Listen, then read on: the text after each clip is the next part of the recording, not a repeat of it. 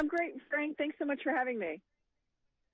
Thanks so much for joining us here this morning. Let's talk a little bit about just adoption education as it goes.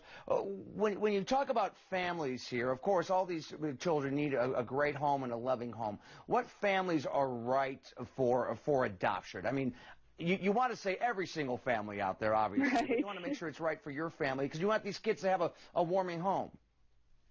Yeah, exactly. And it really depends. There's so many different reasons to adopt. You know, most of the people I work with have struggled with infertility for many years. So if they want to build a family, you know, adoption is their option. You have other families such as same-sex couples that don't really have, you know, a lot of other options. And then you have people, particularly those who do adopt out of foster care, you know, who really want to provide for a child in need who wouldn't otherwise have a loving family. So there are lots of different reasons for the different types of adoption.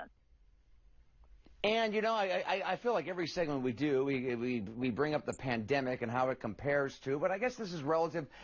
During the pandemic, have we seen, and I hope the answer is no, have we seen adoption rates drop off or stay steady or increase?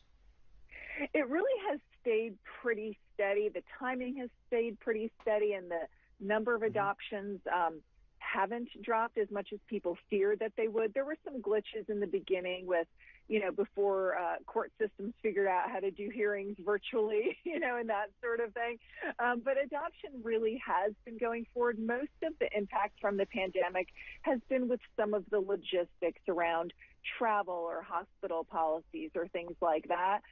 But we've been able to work through those with all of our clients. So, you know, it's really important to have a team who can help you and take the stress off of the adoptive parents so they can just focus on the joy of the adoption.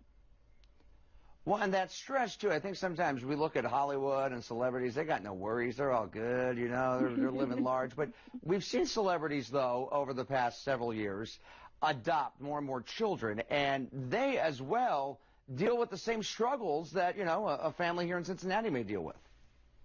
Absolutely. On the surface, it looks like they just throw money at it and it happens very quickly, but that's really not the reality of it.